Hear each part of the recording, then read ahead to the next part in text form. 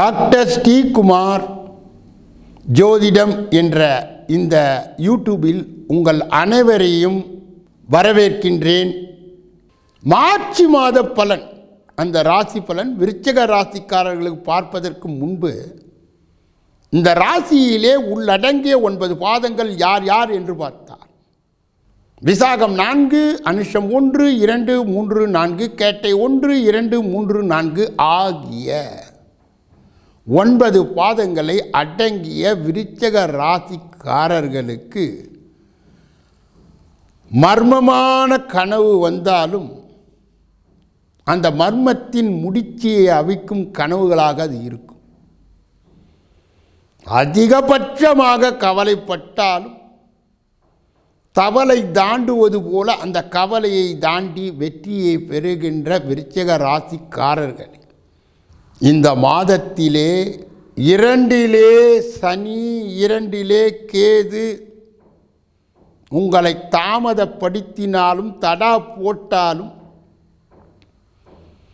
வருகின்ற பொன்னான வாய்ப்பு, பொன்னன் என்று அழைக்கப்படுகின்ற குரு மார்ச் மாதம் 30ஆம் தேதி உங்கள் வருமான ஸ்தானத்திலே புண்ணியத்தை குறிக்கின்ற அந்த குரு வரும்பொழுது உங்களுடைய ஜீவனாதிபதி என்று வர்ணிக்கப்படுகின்றவர் 4, 5 சஞ்சாரம்.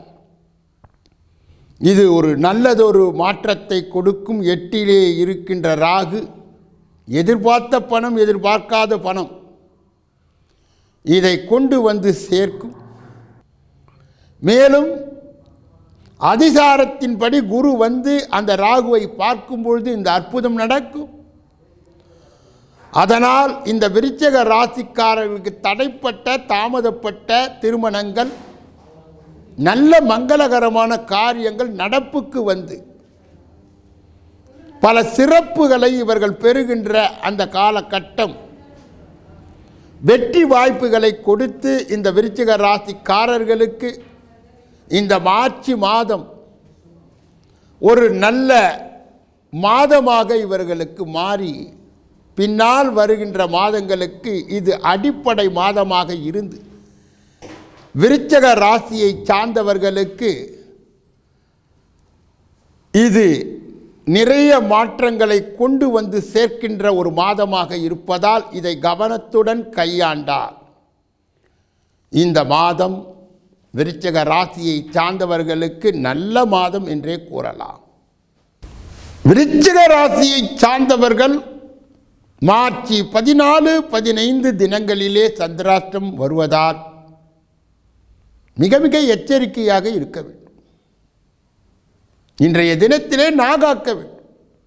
பயணத்திலே கவனத்தை செலுத்த வேண்டும். ஷூரிட்டி, கேரண்டி, பணம் வாங்குவது, பணம் கொடுப்பது, முக்கிய பத்திரங்களிலே கையெழுத்து இடுவது, அன்றைய தினத்திலே தர்க்கம் செய்வது, அவசரமான முடிவுக்கு வருவது எல்லாம் வருத்தத்தை உண்டாகும்.